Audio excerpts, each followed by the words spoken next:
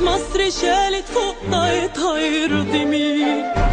فين شبابها وفين ولادها المخلصين؟ يا مصريين ايه جرالنا ايه؟ امتى هنفوق كل ده من اللي احنا فيه؟ بلدنا بتضيع مننا نستنى ايه؟ ايه في حياتنا هم من انفاق لازم عشان يطلع نور القمر ويشيل بإيده القبح، عشان نهد الظلم من غير سيف ولا فرس ولا رمح، عشان نوقف نزيف الدم، عشان نطفي حريق القمح. لازم ننزل عشان نقص الأجنحة الهربانة من السجان، عشان ما نعيش العبودية في زمن إخوان. صوتكم وجماعتكم وقوتكم تكفي زلزلة العرش من الميدان.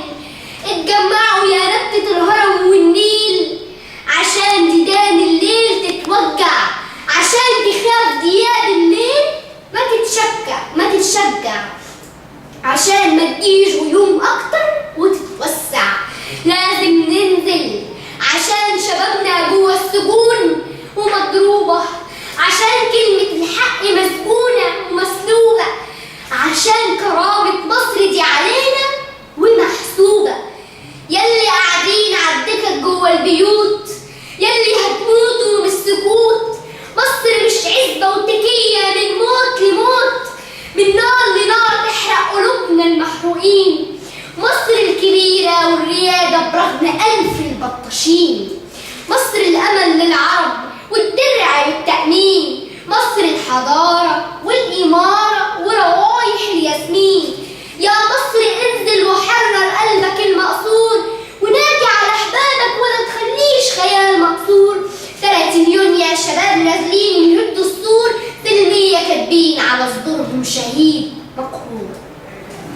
تحت الطلب كل المداين تعرفوا الدور، وانا والحبايب والنبتة والجمهور دول رجعونا سنين ورا وعصور. نظام بينتش ويخطف كأنه دين مسعور، وحوش بتاكل حشامة جاية تطفي النور. نصبوا علينا في الشعب والشورى والدستور. انزل يا مصر وصرح قلبك المكسور. دي الثورة قامت على الفرعون راح المذعور، ما يحكمناش حاكم تاني صباع. يا مصريين ايه جرالنا ايه؟ امتى هنفوق كلنا من اللي احنا فيه؟ بلدنا بتضيع مننا نستنى ايه؟ ايه في حياتنا هم من نخاف عليه؟